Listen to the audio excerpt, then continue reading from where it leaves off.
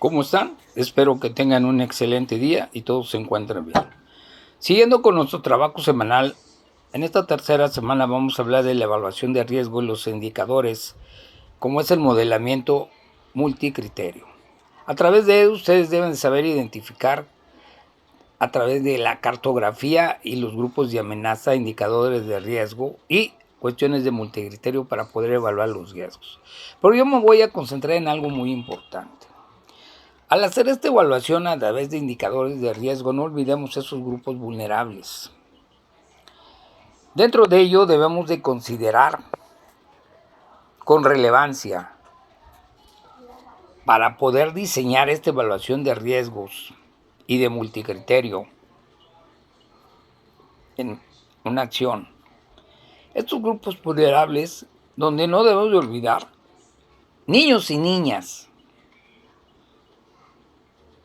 personas con discapacidad, personas adultas mayores, mujeres y jóvenes. La formación y sensibilización que nosotros tenemos sobre la vulnerabilidad al analizar elementos esenciales en toda una esfera relativa en la reducción de riesgos de desastre a través de esa evaluación que hacemos y modelamiento multicriterial. Debemos de enfocarnos a las personas de sectores vulnerables. El personal de urgencias debe saber cómo comunicarse mejor con ellos, cómo asistirlos y qué tipo de equipo vamos a utilizar correspondiente para poderles servir y apoyar. Las personas con discapacidades son las de mayor riesgo que corren de sufrir violencia, desastre, gastos médicos exorbitantes y muchas otras dificultades. La mayoría de personas con una discapacidad tienen dificultades simplemente para sobrevivir y no digamos para vivir vidas que ellos valoren como normal. En una situación de desastre, la vulnerabilidad se agrava y eso entra de nuestra evaluación de riesgos en situaciones especiales. Las personas adultas mayores viven en una situación de riesgo totalmente definida por infinidad de circunstancias específicas que parten desde aspectos sociales, económicos, culturales, familiares, genéticos, de género y de supuesta edad. Las personas adultas mayores no siempre tienen las capacidades o habilidades para hacer frente a una situación o condición de riesgo. No lo debemos de olvidar. Son responsabilidad primeramente de las familias. Y el propio sistema debe de tener debidamente identificados donde tenemos este tipo de personas con discapacidades y personas de tercera edad para una pronta atención hacia ellos. Los niños, las niñas, por diversas razones, estos pequeños son el grupo social más vulnerable de todas las amenazas ambientales que vivimos. Por el tamaño, en comparación con la de un adulto, en la niñez se come más, se consume más aire, más agua. Esto hace que si los alimentos, el agua, el aire están contaminados, pues los niños siempre serán afectados, más que un adulto. Por su conducta normal como parte de su desarrollo, no lo olvidemos. Las y los niños suelen llevarse las manos y los objetos a la boca, lo que ocasiona riesgos al momento de poder ingerir agentes contaminantes. Las niñas y los niños son curiosos por naturaleza. Cada uno de ustedes ya pasó esa etapa, no lo olviden. Retómenlo, hagan conciencia, recuerden. Ellos no tienen la información que una persona adulta muchas de las veces, lo que origina menores posibilidades de prevención de un riesgo. El niño y la niña, sobre todo, los más pequeños, dependen de las personas adultas para protegerse del ambiente contaminado. Pero muchas veces los hacemos a un lado, los olvidamos. Ante una situación de emergencia, el temor conlleva a muchos adultos a olvidarse de ese tipo de seres, que son su responsabilidad.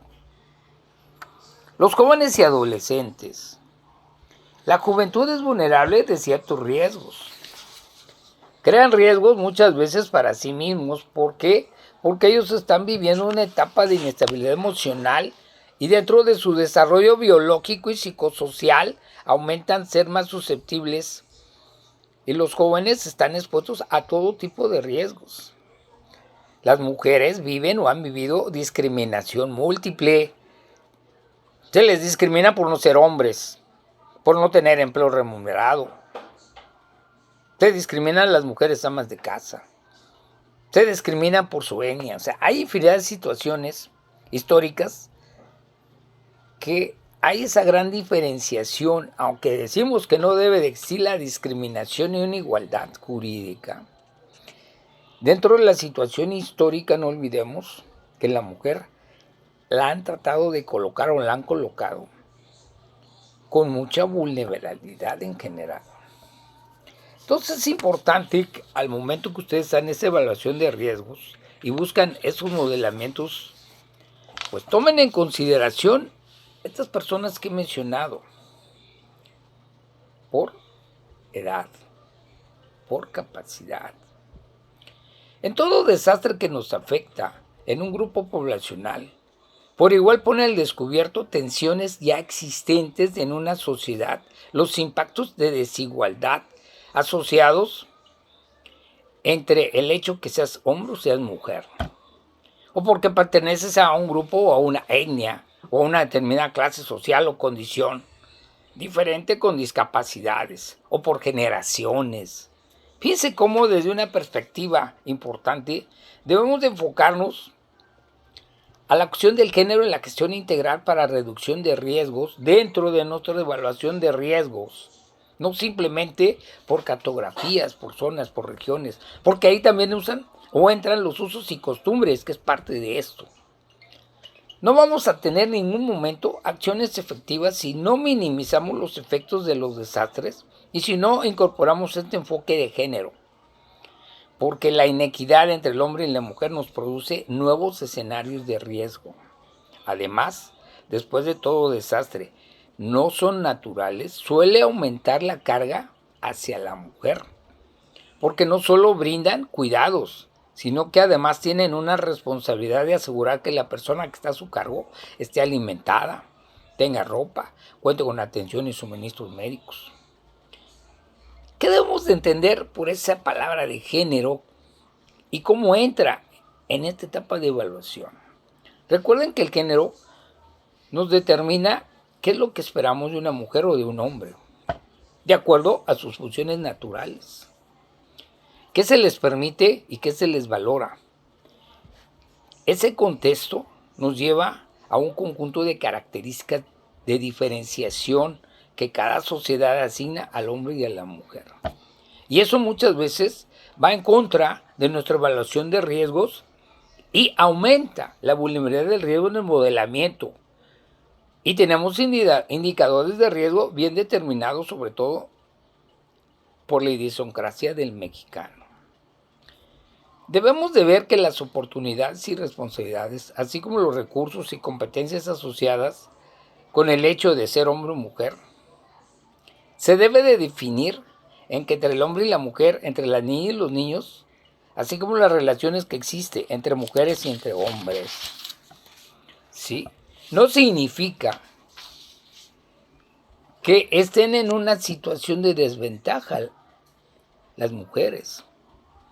Debe de existir esa igualdad de género, especial atención y empoderamiento, pero en un sentido positivo, no político. Durante y después de un desastre, la vulnerabilidad de la mujer aumenta y se refleja en porcentajes. Esto a veces nos hace más difícil esa evaluación que nosotros hicimos al buscar indicadores por zonas, por regiones. Entonces, nuestro modelamiento multicriterio nos lleva a esa evaluación. Debemos de no perder de vista que la aplicación en el periodo de la acción, del antes, del durante, del después, nos debe de llevar a tener programas sensibles a las necesidades de todos los aspectos y no hacer esa diferenciación que porque eres hombre o eres mujer. no debemos dejar en ningún momento fuera de la planificación y de nuestros indicadores por características del sexo. Sí. Entonces, fíjense cómo a veces entran temas que ni siquiera nos imaginamos. Esto nos debe de llevar a que todas las personas y las organizaciones deben de tener principios en la protección para que esa identificación de riesgos y amenazas sea eficaz y eficiente y nos permita responder. Toda persona junto con organización que prestan un servicio de asistencia humanitario, dicen, tienen un compromiso real y solidario con aquellos que son víctimas en el momento de un desastre. ¿Qué podemos esperar de quienes prestan una asistencia humanitaria? Su actuar se debe de regir dentro de un marco humanitario que implique la observancia de principios y acciones que garanticen que el personal brinde esa asistencia humanitaria en forma responsable y con calidad. Escúchenlo bien. Eso va dentro de ese aspecto de poder evaluar y tener los programas debidos y la localización y modelamiento que utilizamos al valorar la diversidad de riesgos que hemos comentado. Entonces, entendamos que como protección hacia las actividades tendientes nos debe de llevar a conseguir un pleno respeto de los derechos de las personas de conformidad al derecho internacional referente, es decir, derechos humanos y derecho internacional humanitario, que entra dentro de los principios de la protección civil. Estos principios de protección, el primer principio nos debe de quedar claro, es evitar exponer a las personas a daños adicionales como resultado de las acciones negativas que podamos realizar nosotros. Segundo principio, debemos de velar porque las personas tengan acceso a una asistencia imparcial, de acuerdo con sus necesidades y sin ninguna discriminación. Principio 3. Proteger a las personas de los daños físicos y psíquicos causados por la violencia y la coerción. Y un principio cuarto, ayudar a las personas a reivindicar sus derechos, a obtener reparación y recuperación de sus efectos, de los abusos sufridos que muchas veces se dan por los mismos organismos humanitarios.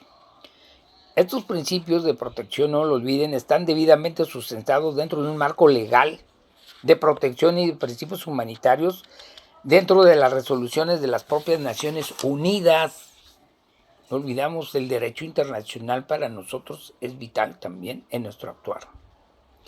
Recuerden, hablando de este sentido, y vean cómo de un sentido de evaluación de riesgo e indicadores, de acuerdo a la cartografía, me voy al marco legal, que es importante, que muchas veces olvidamos. Ese derecho internacional hacia los refugiados, ese derecho internacional de derechos humanos que tanto peleamos, la constitución de cada país y sobre todo ver que se aplique nuestra constitución política de los Estados Unidos mexicanos, con toda su amplitud y con todo lo que ella dice en su conformación jurídica normativa.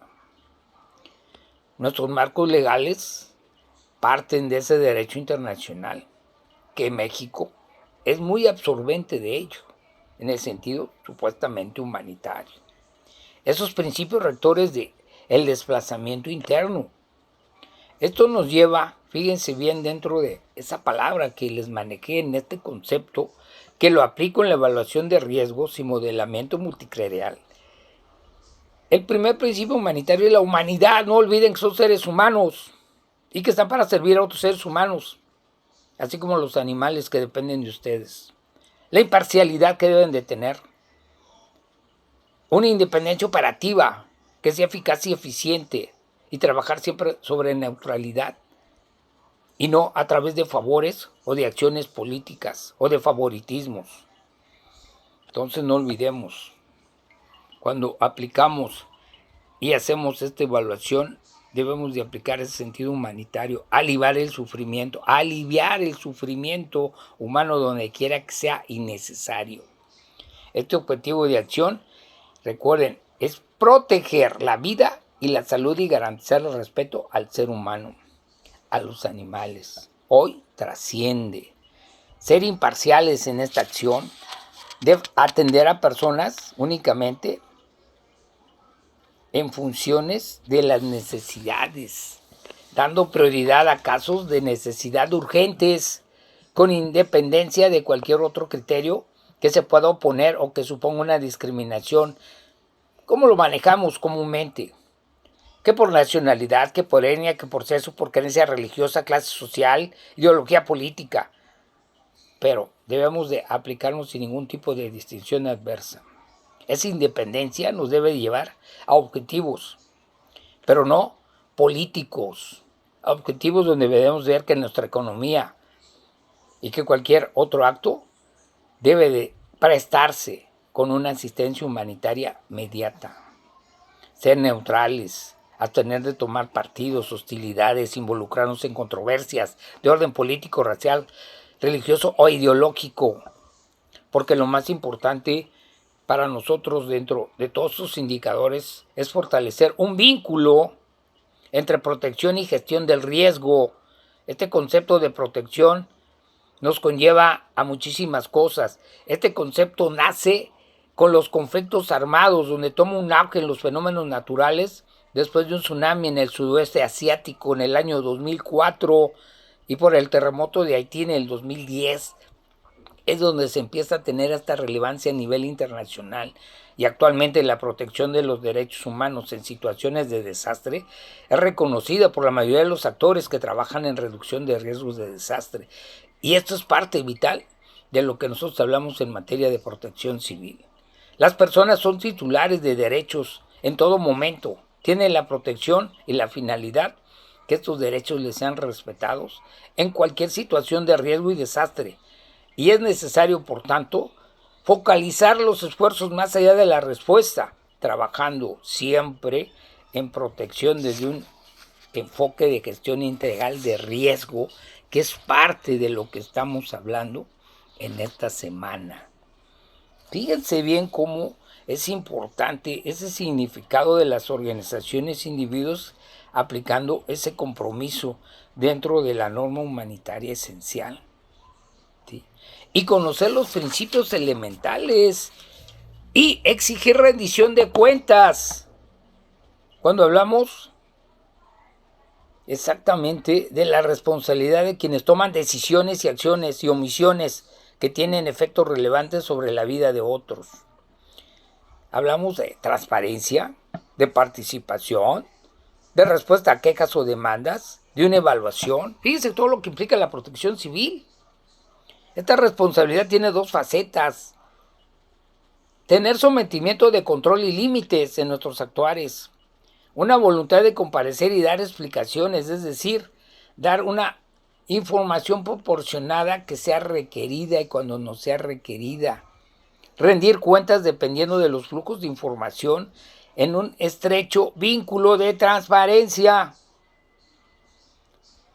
que debe ser la cualidad de un gobierno, empresa, organización o persona para poder divulgar información verídica, normas, planes, procesos, acciones que se toman o se tomarán. La transparencia requiere que haya una suficiente información y no estar jugando con los medios o estarnos creyéndonos de todo. Esa disponibilidad hacia el público en general debe ser evaluada y seguir procedimientos relevantes con la relación de los objetivos que estamos siguiendo en las acciones de la gestión integral del riesgo, que es muy importante al enfocar este sentido que les acabo de mencionar, que implica la rendición de cuentas al momento de hacer valores en nuestra evaluación e indicadores como un modelamiento multicriterio que debemos de aplicar. Con toda esta información, recuerden ustedes, es importante que nosotros realmente hagamos nuestra función y nos aboquemos a que la población lo entienda. Esa es parte, es uno de nuestros mayores obstáculos, que la población lo debe de entender, que no el trabajo solamente está del lado del área de la protección civil gubernamental. El individuo, la iniciativa privada, tiene que participar. Por eso deberíamos ser un país conformado con diversidad de voluntarios brigadistas para poder tener acciones más rápidas y eficaces en el momento y disminuir nuestros riesgos. Vean cómo vamos ampliando los temas. Espero que esto les cause inquietud y sobre todo nos cree esa conciencia de lo que estamos haciendo y debemos de hacer. Sobre todo si ustedes más adelante van a decir soy maestro en protección civil y gestión de riesgos. Que realmente demuestren que tienen la capacidad y conocimiento adquirido al haber obtenido un grado. Les deseo éxito y vámonos ya para la parte final. Trabajen duro, participen en nuestras actividades, no pongan el pretexto. Los motivo a que cumplan con el compromiso que tienen como estudiantes de maestría. Enhorabuena, un abrazo fraterno y nos seguiremos escuchando. Hasta luego.